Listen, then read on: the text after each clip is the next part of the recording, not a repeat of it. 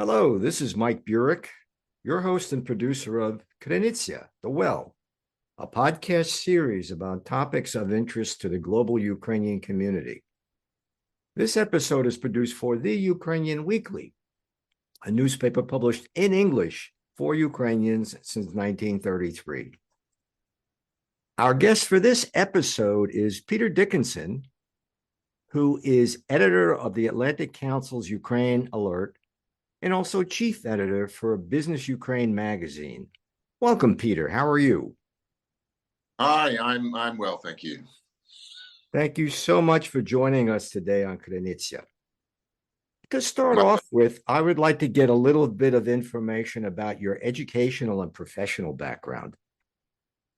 Well, I'm British, so I grew up in Britain, and I came to Ukraine initially in the late 1990s after having graduated from university. I was a history graduate, and I applied for and was selected for a British Foreign Office project, which happened to be in Ukraine. So I didn't grow up with a Ukrainian background or any Ukrainian family ties, or even in all honesty, even with a particular interest in this part of the world.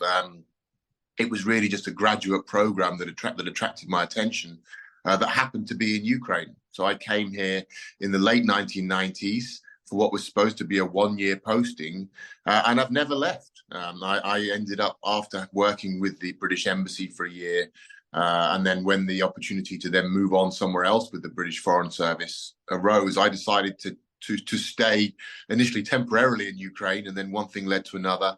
And as I say, I never ended up leaving. I became drawn into Ukraine, and I've made it my home ever since. And Peter, can I ask you, what was the project about? It was the British Council. It was which is essentially the cultural wing of the British Foreign Office. So I was the representative for West Ukraine. I was the British guy on the ground. So essentially, my title was information manager, which was as ambiguous as it sounds. Really, I was essentially responsible for responding to interest from the region regarding Britain and for promoting British projects in West Ukraine. And how did you become editor for the Atlantic Council's UkraineAlert? Well, I've been involved in English language media about Ukraine for the vast majority of my time in Ukraine. So since 1999, after leaving the British Foreign Service, I've been working in the English language Ukrainian world, media world. So I've run various magazines over the years. I've launched a number of TV channels and managed them as well. And I've written extensively on Ukrainian issues. So my relationship with the Atlantic Council was initially as an author. I was writing articles for them. The Atlantic Council is one of the main think tanks in Washington, D.C. It has a focus on one of its focuses is the transatlantic relationship and the former Soviet Union. So after 2014, with the Russian invasion of Ukraine began, the Atlantic Council placed a specific emphasis on its Ukraine coverage, and I contributed to that for a number of years, and eventually moving from contributor to fellow of the Atlantic Council, and then eventually as the editor for their Ukraine coverage. Peter, as Ukraine enters its third year of the Russian invasion, what is your candid assessment of the current situation? Well, I think certainly there's a significant degree of, if not pessimism, certainly a lack of optimism at the moment, especially if we compare it to the mood a year ago. And I think that's entirely understandable. At the moment, it's not clear how the war can be won, how it can even be ended on terms other than Russia's. And I think that mood is understandable if we look at what's happened over the past year.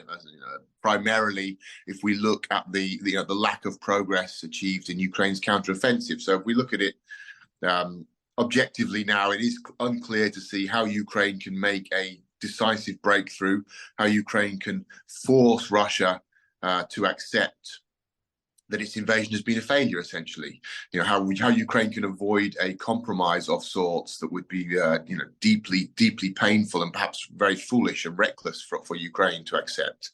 But I wouldn't go I wouldn't go too far with the negativity in the assessment. I think it's also important to recognise that over the past year, Ukraine has not been able to advance, but neither has Russia. Russia has mobilised approximately 350,000 soldiers in addition to its original invasion force, has essentially deployed its entire army to Ukraine, and has achieved very little except stopping Ukraine advance. The Russians have not been able to make any significant advances of their own. They've suffered very, very heavy losses.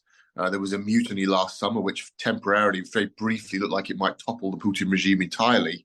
So I think Russia's situation is better than a year ago, but certainly not very rosy. So there's still a lot that can happen in this war. It's still a long way to go. And I'd be cautious of being too pessimistic. But certainly we have to recognize that Ukraine's position at the moment is challenging, and there are no simple solutions. It's going to be, if Ukraine is to achieve its goals, it will take a long concerted effort and a lot of support from the international community. And do you think there's any possibility that the war will end in a stalemate or a frozen conflict? Well, I think realistically, that's probably the most likely outcome at this point. Again, if we put aside Ukraine's, the morality of it, let's say, or the ethics of it, of course, we're all hopeful that Ukraine can achieve a decisive result. I think if you're looking at it from a distance, or as a gambling man, as it were, the most likely scenario would be some form of a frozen conflict. That would be disastrous, in my opinion, first and foremost for Ukraine and for the Ukrainian people, but also for European security, global security. It would set the stage for further war, and we've seen that very clearly from 2014 onwards. We've seen that in other areas where Russia is active, and just simply if we just go by what the Kremlin itself and what Putin himself says, it seems fairly obvious that anything short of a Russian defeat would be a stepping stone to more war. But at this stage, if we take all the different factors into play, the situation on the front lines of the war, the situation in both Russia and Ukraine, and the situation around international support for Ukraine, unfortunately, there's some form of a stalemate or compromise scenario, a frozen conflict scenario, looks like the most likely of the many, the variety of options that are still on the table. And should Ukraine try to negotiate with Russia regarding the occupied territories? Now, I would be very cautious of doing so. I think Ukraine has been clear that they won't do that. I would be extremely cautious of any form of negotiation with Russia. Russia has demonstrated on many occasions that it is a bad faith partner in negotiations, that it cannot be trusted. So there is a very fundamental question of whether it's of any value at all to negotiate with Russia. All that can really be achieved is to validate Russia's positions. I think it's important for Ukraine to maintain a stance that it will never accept the occupation of its territories. It will never cede territory to Russia. And there is a lot of precedence for this internationally. I mean, the international community never acknowledged the occupation of the Baltic states throughout the Cold War by the Soviet Union. The international community has similar stances on other conflict areas around the world, such as northern Cyprus. There's no definitive peace agreement between North and South Korea. Also, an interesting precedent potentially. So, I think that we can things can move forward on the diplomatic front without any direct negotiations, and certainly I don't think that any Ukrainian leader can ever even entertain the idea of officially recognizing Russia's annexation of Ukrainian land. Peter, what do you think the current prospects are for Ukraine to receive a new round of aid from the EU and the US in the near future? And are there any realistic alternatives for Ukraine to secure funds in other ways? Well, I think the American situation is the most problematic. It seems to become more and more problematic as the weeks pass. Initially, it was seen as a stalling tactic if we go back to last September, when this whole debate began about the proposed new 60 billion or so package for Ukraine. The initial delays were treated as a stumbling block, an obstacle here in Kiev. But it seems to have become more and more severe. Now we are now at a situation where, frankly, there's a strong appearance that Donald Trump has set his mind on blocking Ukraine aid at all costs. That it is an absolute political priority for Donald Trump to make sure Ukraine receives no US aid, and he has made that clear to all of the Republican Party that if they cross him and if they risk supporting Ukraine, he will punish them. And he has a very strong record of doing so. And as we see in recent weeks, I think it's very clear that he has enormous authority over his party. Nobody within his party has the courage to challenge him. So if given that situation, it really looks challenging to get that through Congress, to get the Ukraine package through. So the US situation is, in my opinion, the most challenging at this point. Across the Atlantic in the EU, I think there's a much more likely that we're going to see progress. Even this week, we're speaking today at the end of January, in early February, the EU leaders will come together. I would frankly be surprised if they don't find a way to solve that issue, if they don't find a way to free up the plans there, tens of billions. And individual countries are also looking to increase their support for Ukraine. The German Chancellor Olaf Scholz has been very specific in recent weeks, saying all EU countries must give more. We're hearing a lot of news from Germany of the German armaments industry finally starting to kick into gear with new plants, with new manufacturing facilities and capabilities coming online within the next few months. So there are encouraging signs that Europe's stepping up. The big question is, can Europe replace America? Unfortunately, the answer is probably not entirely.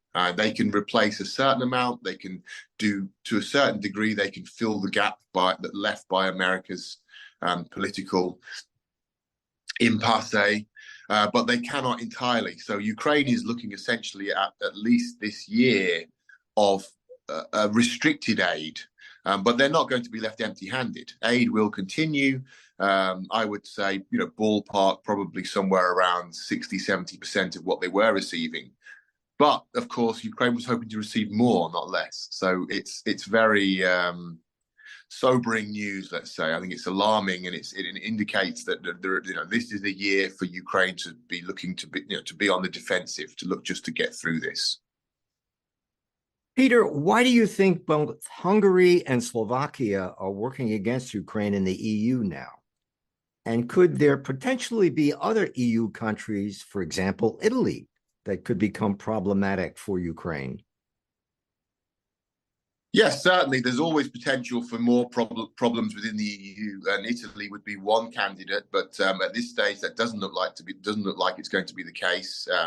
The Italian public opinion is quite strongly in favour of support for Ukraine, and the Italian government at the moment are also very strongly in support of Ukraine. Surprisingly so, in fact, when the current prime minister was appointed. There were concerns that she would be another sort of Putin proxy, but on the contrary, she's been extremely outspoken in her support for Ukraine and extremely principled in her support for Ukraine. So we shall see which way things move in Italy, because that's a country also that's prone to very strong swings in political climate. Hungary and Slovakia are essentially allies of Russia at the moment within the EU. Hungary much more so than Slovakia. I think the situation in Slovakia could also be subject to change, and they have indicated that they are not entirely opposed to Ukraine in all areas. The Slovakian position essentially is support for Ukrainian integration within the EU, opposition to Ukrainian integration in NATO, which is a kind of Hungary light, as it were. Hungary is the main obstacle. And they are, to all intents and purposes, a proxy for Putin within the EU. The Hungarian government is at odds with virtually all the other European governments. Viktor Orban is a dictator in all but name, and he has made his bed politically as an ally of the Russians. He's made it very clear that he supports Russia. He opposes all anti-Russian measures within the EU, and he's done so for many years. So he is dependent. Now, of course, there may be, he may have a lot of reasons for doing that. He may have very personal reasons for doing that in terms of personal benefits that he receives, or that his family or his clan receives. It's also very politically beneficial for him. But whatever it may be, of course, we can speculate. It's clear that he represents Russia within the EU. He is Russia's main ally, and I think the EU now recognizes this and is basically fed up with this and says, okay, we're going to have to change our requirement for absolute unanimity on all issues, because we're not going to be held hostage by Putin's puppet, essentially. And they're looking now to sideline the Hungarians. So I think this is going to be one of the key issues in the coming half year or so, will be the EU's attempt to bypass Hungary and to basically defang, to disarm Hungary and say, okay, you can no longer hold us hostage. We will not allow you to play this game of representing Putin in Brussels. Unfortunately, we're just about out of time, but I do have one final question. Do you think Ukraine has had any recent military successes in the war? And if you do, can you describe them? Oh, absolutely, yes. I mean, it's not accurate to talk about a stalemate, as we often hear, and the stalemate implies that nothing is happening. The fronts are quiet, and there's total deadlock. In fact, the war is extremely dynamic, and tragically, the losses on both sides are very high on a daily basis. There's a huge amount of military activity taking place, as we speak. And there are successes for Ukraine. I think if we look at the last year, Ukraine's main success has unquestionably been in the Black Sea. Ukraine has no fleet of its own. It has no warships. It essentially has no navy. But over the past year or so, Ukraine has managed, using a combination of drones, which are domestically produced, and cruise missiles, which have been supplied by the British and the French, to attack Russia's Black Sea fleet and to essentially force them to retreat from Crimea, which has been traditionally the occupied Crimea, which has been the base for the Russian Black Sea fleet for hundreds of years, to the east of the Black Sea, to the Russian seaboard. And Russia has actually been forced to begin work even on a new port in occupied Georgia in the east of the Black Sea. So Ukraine has had an incredible success there by forcing this massive and historic retreat of the Russian Black Sea fleet. That reduces Russia's ability to bomb Ukraine, to launch missile attacks from the Black Sea. It also has allowed Ukraine to break the blockade of Ukraine's Black Sea ports and reopen merchant shipping lanes there and have an economic lifeline to the international markets, which is hugely important for the country's economy, which again, is a lifeline for the war itself, for the war effort. So it's a very significant success, and it's a good example, I think, first and foremost, of what can be achieved when Ukraine does receive sufficient amounts of weapons from the West, in this case cruise missiles, and is allowed to use them without any of these bizarre restrictions that the West has been imposing, this fear of escalation, where they said, oh, you can have these bombs, these missiles, but you mustn't use them against Russian targets. You mustn't use them in Russia. Now, obviously, Crimea is Ukraine, but still, it was seen by many at the beginning of the war as a red line for the Russians. But the British and French said, no, it's Ukraine. You can, please feel free to go ahead in Crimea. And the results are clear. When these two ingredients, Western weapons and Ukrainian ingenuity, courage, boldness, are combined, the Russians are defeated. And again, Russia made many, many threats about, if you dare to attack Crimea, we will take extreme action. Putin's very veiled, thinly veiled nuclear threats. And yet when it happened, there was no escalation from the Russian side. Instead, Putin very quietly ordered his fleet to retreat. And this has often been the case with Russia making very bold threats. And then when they find out that they are facing an unfavorable military reality, they retreat, they withdraw quietly. So there's a lot of lessons in that I hope will be applied by Ukraine and its allies to the broader war. But certainly there are victories to talk about, there are successes to talk about. And first and foremost, over the past year, it's all about Ukraine winning the Battle of the Black Sea. Peter, thank you so much for joining us today on Krynytsia. Thank you for having me. It's a pleasure. I have been speaking with Peter Dickinson, editor of the Atlantic Council's UkraineAlert, and also chief editor of Business Ukraine magazine.